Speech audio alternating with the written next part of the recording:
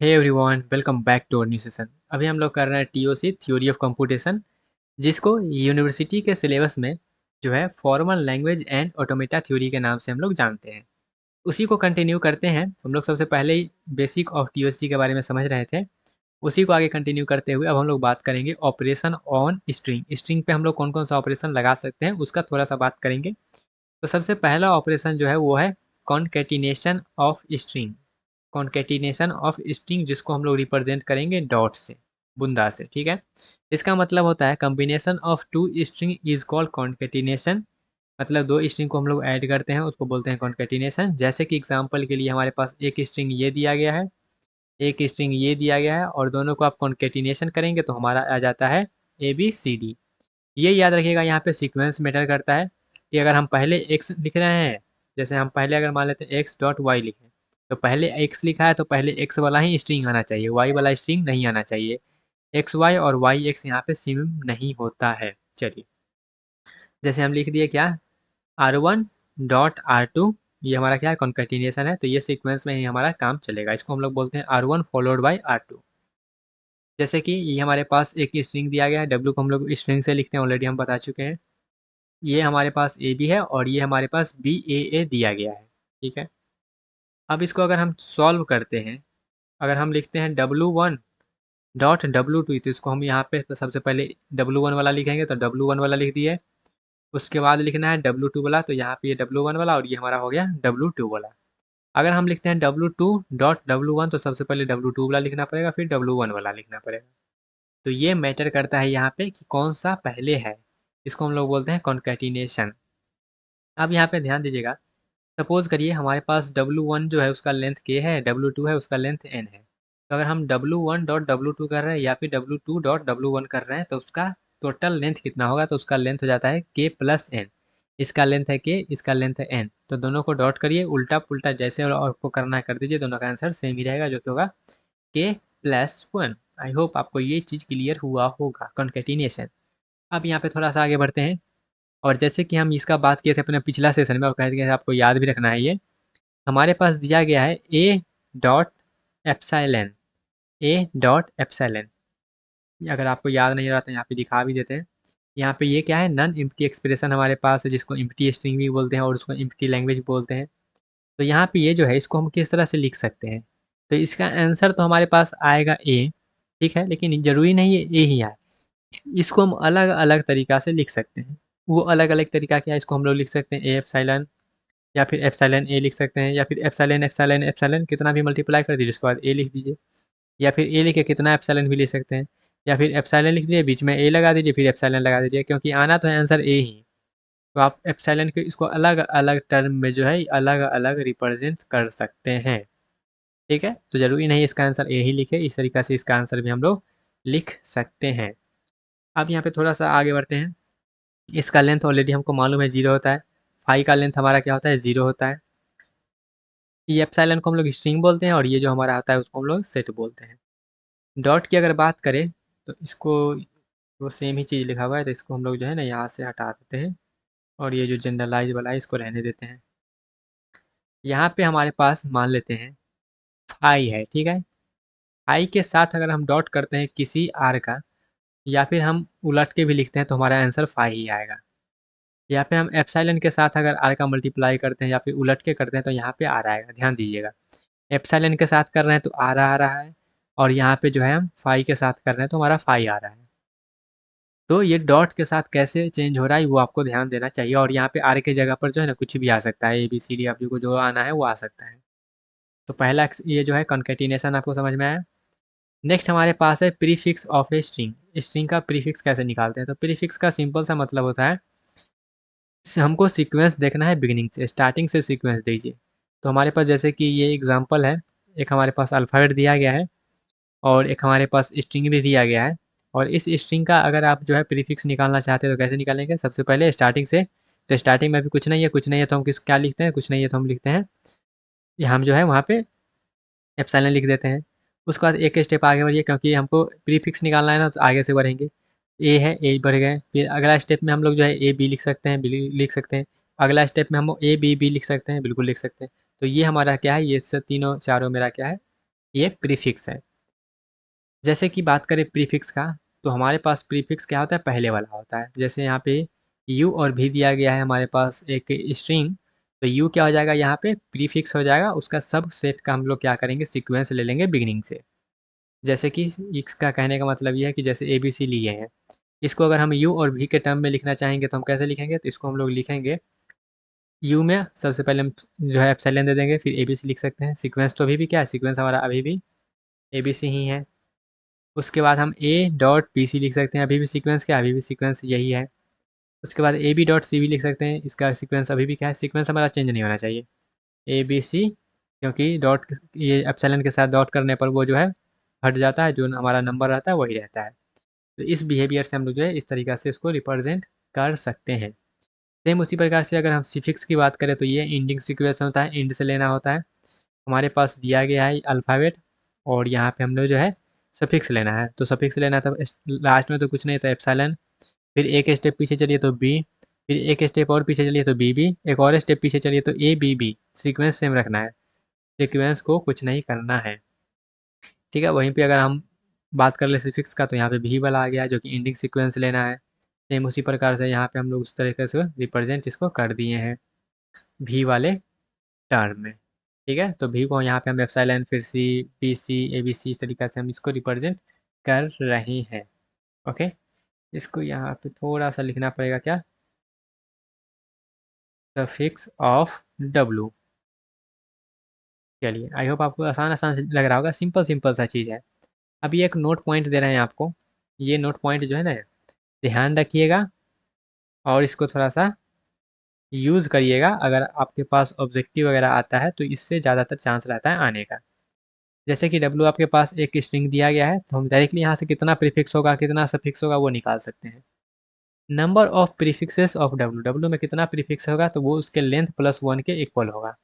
Number of none empty, मतलब वो जो है एप्सिलॉन वाला हटा के कितना आएगा, तो सिंपल सा लेंथ ऑफ डब्लू के बराबर आएगा, लेंथ ऑफ स्ट्रिंग के बराबर आएगा।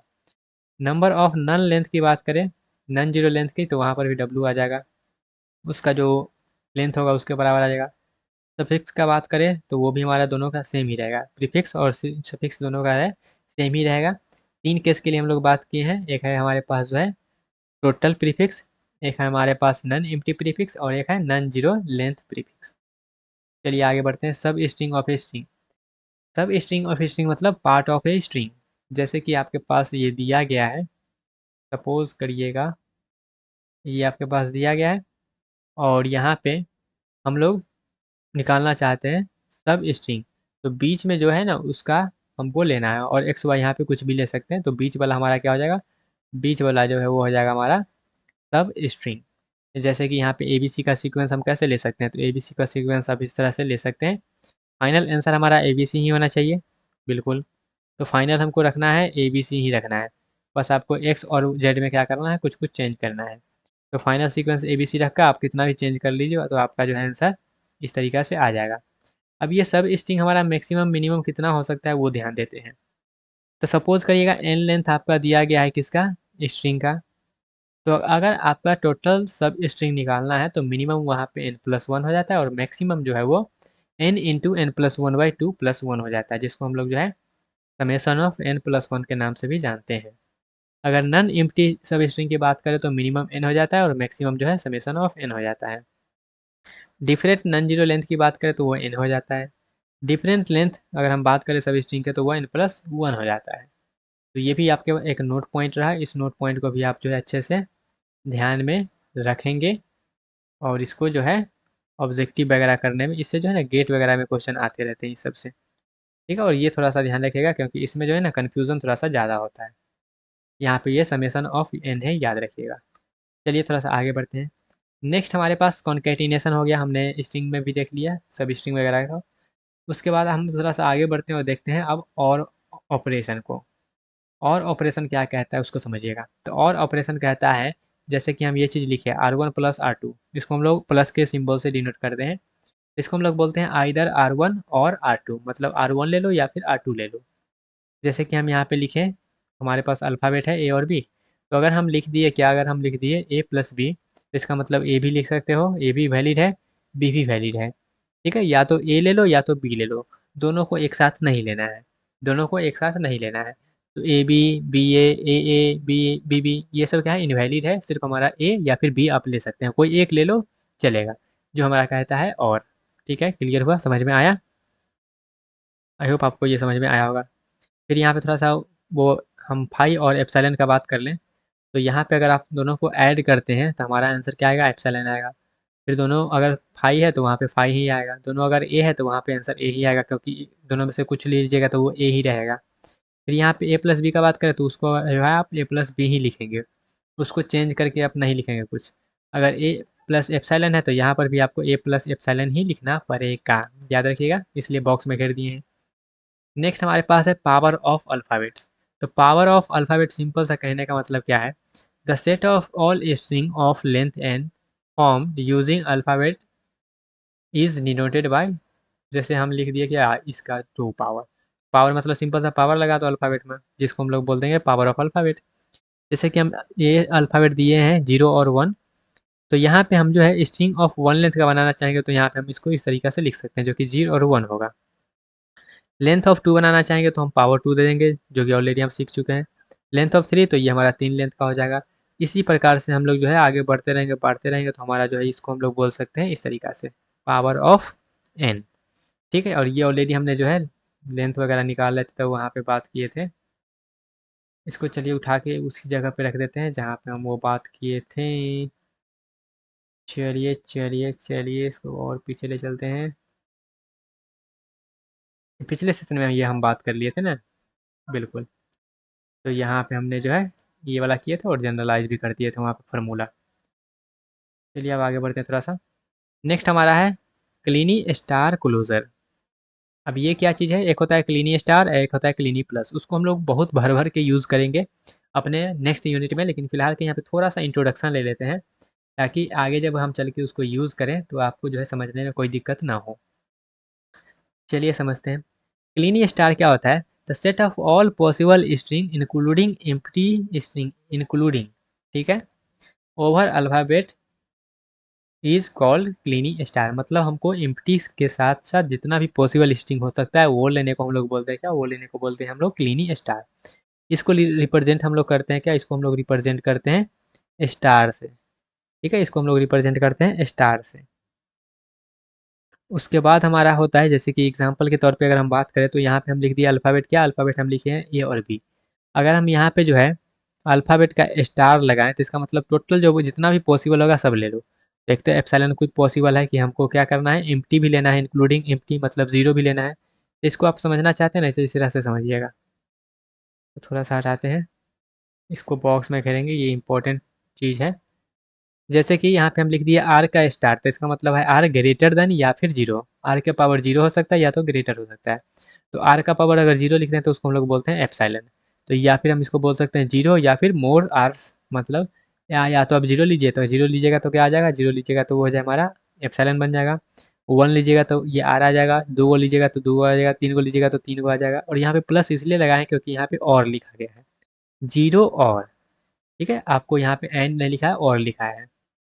तो आप मैथ में अगर इसको लिखना चाहेंगे तो मैथमेटिकल टर्म में तो इस तरह से लिख सकते हैं कि सेट ऑफ आर के पावर एन, जहाँ पे एन मेरा जो है वो ग्रेटर देन या इक्वल टू जीरो होना चाहिए। इसको हम लोग बोलते हैं क्लीनी स्टार। उसके बाद आता है क्लीनी प्लस या फिर पॉजिटिव क्लोजर भी हम लोग इसको बोलते हैं। तो यहाँ पे हमारा ये सेट ऑफ स्ट्रिंग तो ही होता है, लेकिन एक्सेप्ट एम्प्टी स्ट्रिंग, यहाँ पे हम जीरो वाला को नहीं लेते हैं, एम्प्टी वाले को नहीं लेते हैं। इसको हम लोग रिप्रेजेंट करते हैं प्लस से। प्लस को तो और को भी हम प्लस से करते हैं, तो यहाँ पे इसको फिलहाल के लिए नहीं लिखते हैं। हम यहाँ पे जो है अल्फ़ाबेट के साथ प्लस का यूज़ करते हैं, तो उसको हम लोग बोलते हैं क्लीनी प्लस। इसको लिखने का तरीका होता है, अगर इसको हम लिखें तो जो स्टार वाला है उसमें से एप्सिलॉन वाले को माइनस कर दो तो मेरा जो है वो बन जाएगा स्टार वाला।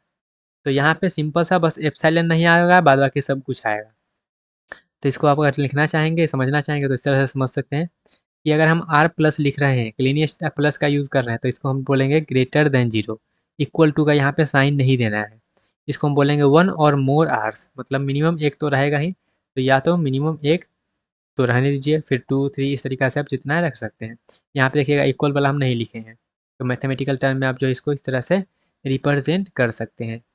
फाई का प्लस करिएगा तो वो फाई ही आएगा, एप्सिलॉन का प्लस करिएगा कितना बार भी तो वो आपका एप्सिलॉन ही आएगा। ये प्लस वाला का प्रॉपर्टी है। आई होप आपको ये चीज़ क्लियर हुआ होगा।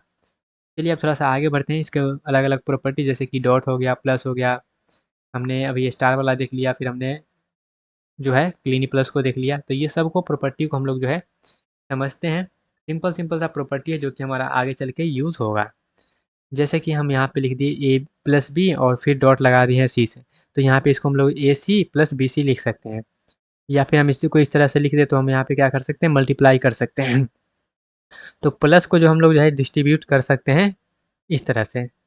लेकिन यहाँ पे जब हम आए, अगर p प्लस लिखा गया है और यहाँ पे q डॉट r लिखा गया तो इसको हम लोग डिस्ट्रीब्यूट नहीं कर सकते हैं।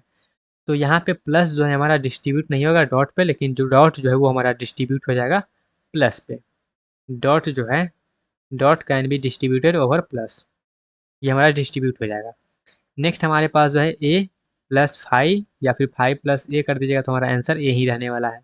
अगर वही एप्सिलॉन के साथ करिएगा तो वहाँ पे r आ जाएगा जो वैल्यू रहेगा।